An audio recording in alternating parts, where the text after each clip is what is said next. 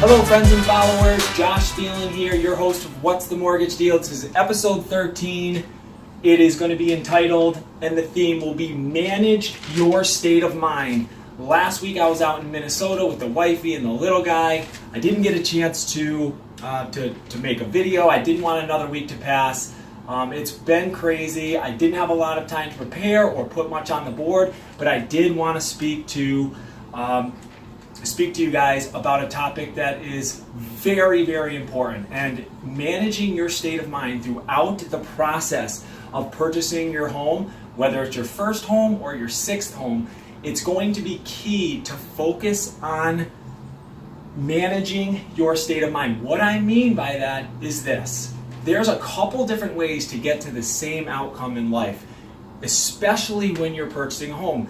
You're going to get to the same place. You're going to get to the closing table. How are you going to get there? Two different ways. You could go one path.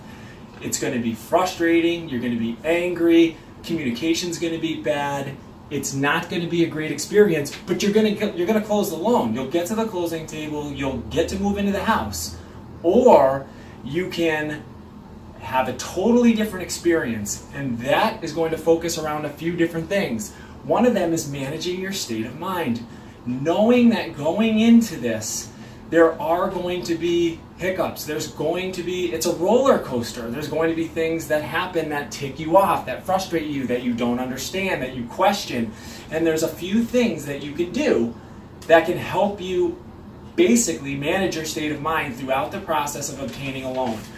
The first thing is anticipate and ask questions. Okay, so like we just mentioned, there are going to be ups and downs. There's going to be frustrations. You do not know everything about purchasing a home or obtaining a mortgage. That's normal. That's expected. You're not supposed to. You don't do it for a living. So ask as many questions as you possibly can. If your loan officer is having a difficult time answering them or giving the time you need, maybe ask for a loan officer assistant or a processor, or potentially you have the wrong loan officer, because I always have time for my clients' questions. It's my number one rule. I always tell people the very beginning of our conversation, we start the process. There is no such thing as a dumb question. I truly mean that. Ask away, because that's how you're going to learn to anticipate. That's what's going to help you stay and focus on your correct state of mind.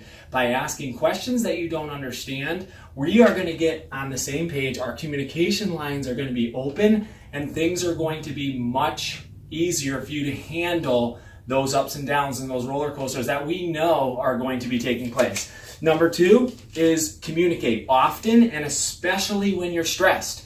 Okay, most times what's happening is there's something that occurs, and maybe it's something you don't quite understand, and instead of letting it boil and sit, maybe last overnight, you wake up in the morning thinking about it, shoot me a quick text, or even better, jump on the phone. It's probably something that can take a minute worth of time, and it's something that's cleared up, put to the side. But if you dwell on it, you don't communicate, you don't pick up that phone and make that one quick phone call, you're not bothering me. I don't care. My wife knows, my family knows that this is my business. I care about my clients, and I am going to take that time to pick up the phone and answer your question and quell that concern. It's huge. You want to keep communication lines open. You want to ask questions, and as often as you feel that you need to. And the third thing would be keep an open mind about what you're feeling or experiencing. This is in life in general, but especially when you're going through a process like this. Just think, stop for a second and be like, am I feeling something that I could potentially feel differently about? Is there another way to look at this that might change my perspective a little bit? Keep an open mind. That will help you manage your state of mind. Okay, so again, you can look at things in a different light, and this could help you stay more even-keeled, and again, will help you just manage your emotions through this process. You stop, take a deep breath. Can I look at this differently? Okay, maybe they meant this and that. Underwriters are going to ask for crazy things. Know that going in. Manage those emotions. Say, okay, maybe I don't understand what this is. Let me reach out to Josh and find out why. That is A-okay. We want that. That's what I recommend our clients doing. Don't sit on it. Don't sleep on it. Don't wake up the next morning frustrated and want to give up.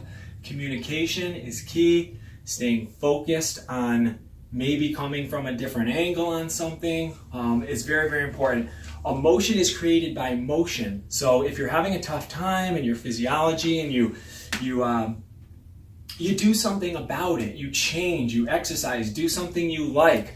If you're down and you're not feeling right, then you could do something as simple as smiling. You have 50 muscles in your face, and when you're smiling, it is hard to be angry. It's hard to be upset. So put a smile on your face, do something you like. If you're in a bad mood, change your physiology. Emotion is created by motion. So if you feel like you're missing out on something in life, maybe you need to get out there. Maybe you need to experience something. You know what you like and what you're passionate about. So go out there, do it. You will be amazed on how much better you feel. Appreciate you tuning in. Reach out. Any questions, anytime. I'm here for you. Episode 13, What's the Mortgage Deal? We'll see you on the flip side.